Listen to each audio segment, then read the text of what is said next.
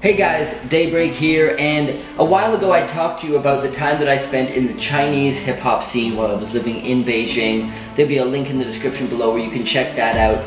But after I lived in Beijing for a year and a half, I then ended up moving to Seoul City, South Korea, which is when I entered into the hip-hop scene over there in Korea. So we're going to talk all about that and so much more on this episode of Daybreak TV.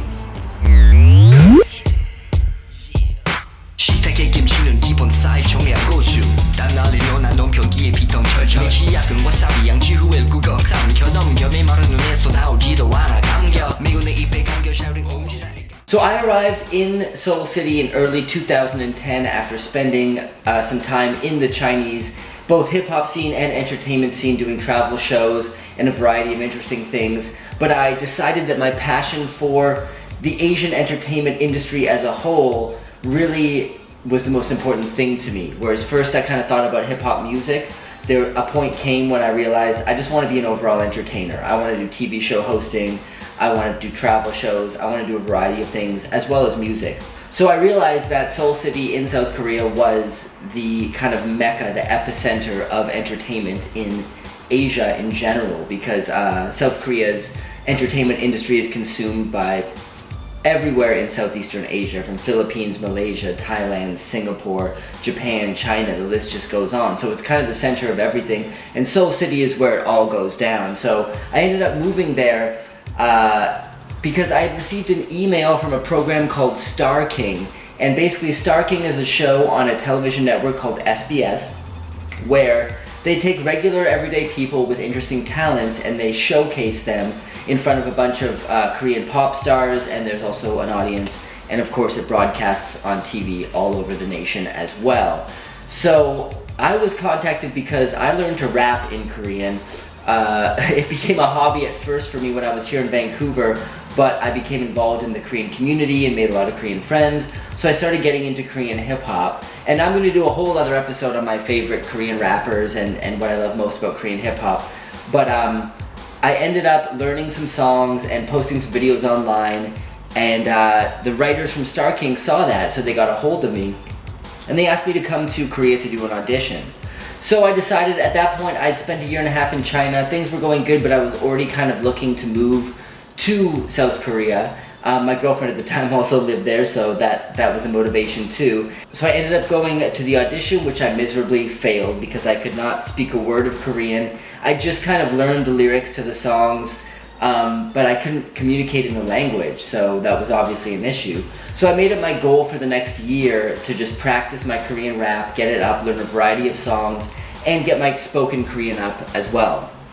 So I spent a while doing that, a year, and ended up getting another audition for Star King, and this time they asked me to learn a song by Korean speed rap sensation Outsider, which is insane because he is the fastest Korean rapper, and I believe ranked 6th amongst fastest rappers on the whole planet.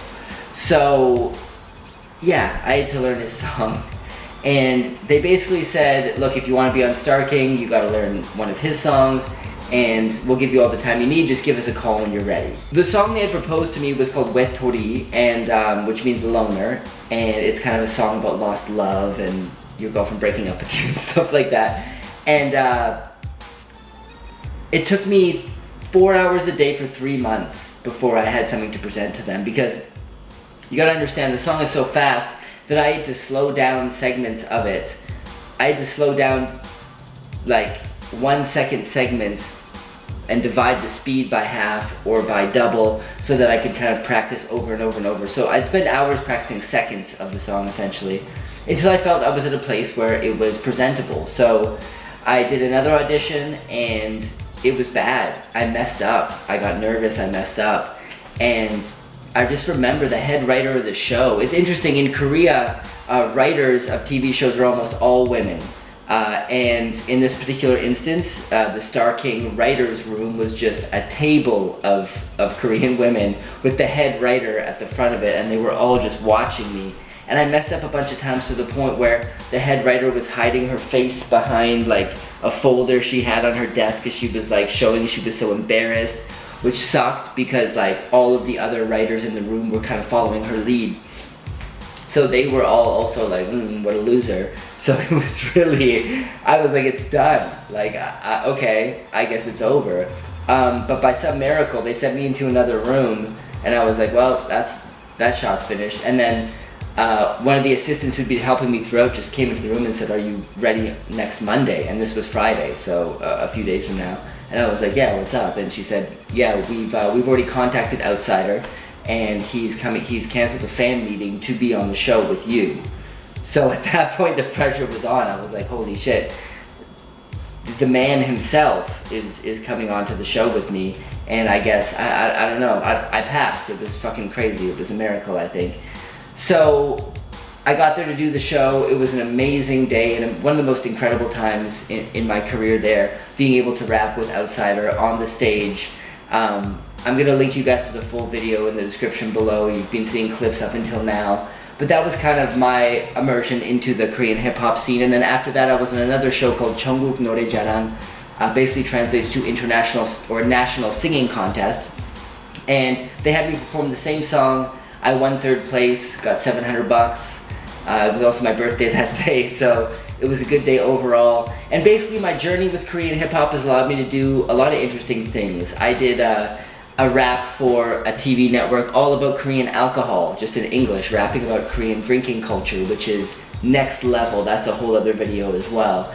I ended up being able to meet a lot of celebrities and people who are in the music game and the entertainment game through that. I had an amazing time there. So yeah, that was in a nutshell my experience with the Korean hip-hop scene. I hope you guys enjoyed this. If you do like this video, please do like and subscribe, or follow me if you're on Facebook or Instagram. I appreciate all you guys so much, and thank you.